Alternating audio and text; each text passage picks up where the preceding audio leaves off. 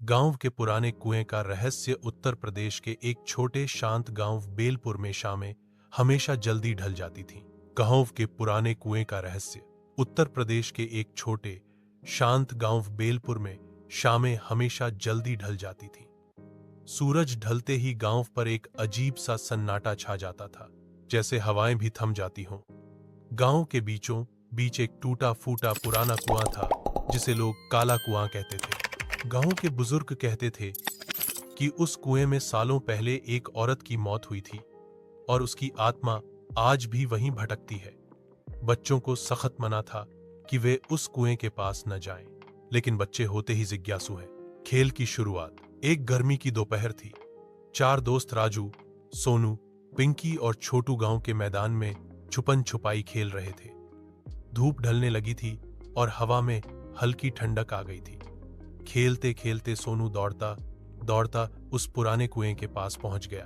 अरे सोनू, उधर मत जा, बाबा ने मना किया है, राजू चिल्लाया। सोनू हंसते हुए बोला, अरे ये सब डराने की बातें हैं, कुछ नहीं होता। छोटू ने डरते डरते कहा, सुना है रात को इसमें से रोने की आवाज आती है।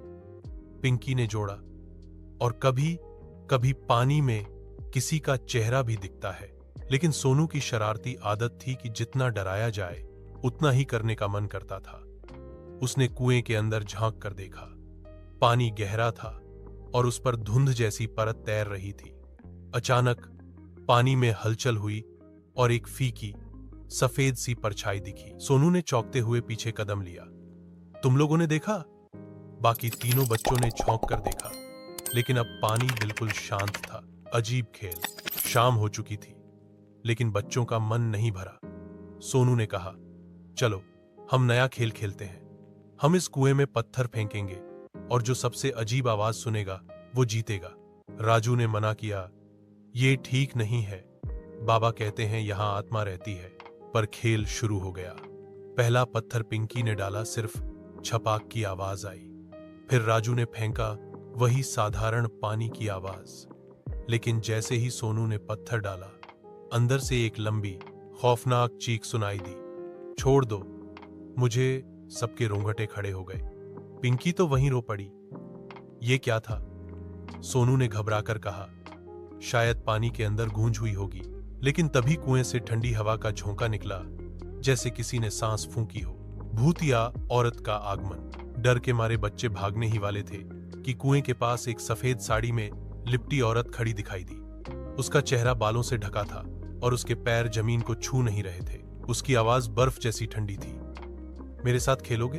पिंकी ने चीख मारी और भागने लगी, लेकिन उसके पैर जमीन में जैसे जम गए। औरत धीरे धीरे उनकी ओर बढ़ रही थी। उसकी आंखें लाल अंगारे जैसी चमक रही थीं। राजू ने कांपते हुए पूछा, तुम कौन हो? औरत की आवाज गूंजी, मैं वो हूं जिसे इस गांव ने धोखा दिया, जिसने अपने बच्चे को खो दिया, और अब मैं नए बच्चों को अपने साथ ले जाऊंगी। इतना कहकर उसने अपना बायां हाथ बढ़ाया।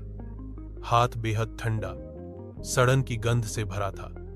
सोनू ने हिम्मत कर पिंकी का हाथ पकड़ा और जोर से खींचा। चारों बच्चे पूरी ताकत से भागे। भागने की कोशिश वे गांव के मुख्य रास्ते की ओर दौड़े कि रास्ता खत्म ही नहीं हो रहा था। वे बार बार वही कुआं और वही पेड़ देख रहे थे, जैसे गोल गोल घूम रहे हों। छोटू रोते हुए बोला, ये जादू है, हम फंस गए हैं। तभी पीछे से वह औरत फिर दिखी, इस बार और भी पास। उसके चेहरे से खून टपक रहा था और होंठों पर भयानक मुस्कान थी। राजू को अचानक याद आया कि उसके बाबा ने कहा था, अगर कभी उस आत्मा का सामना हो तो उसकी आंखों में मत देखना और उल्टी दिशा में भागना। वे सब पीछे मुड़े, आंखें झुकाकर उल्टी दिशा में भागे। गांव की सीमा। काफी देर दौड़ने के बाद अचानक उन्हें मंदिर की घंटियों की आवाज सुनाई दी। जैसे ही मंदिर का आंगन आया, सब उसमें कूद पड़े। वहां के पुजारी ने बच्चों को देखा और तुरंत मंत्र पढ़ना शुरू किया।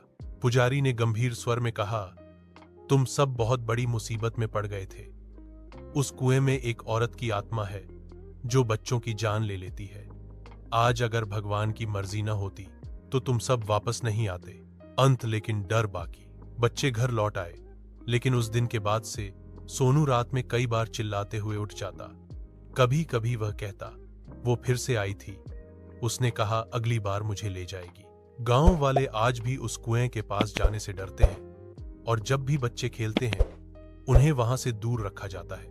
लेकिन रात में जब हवा तेज चलती है तो कई लोगों ने सुना है कुएं से बच्चों के हंसने और रोने की आवाजें आती हैं।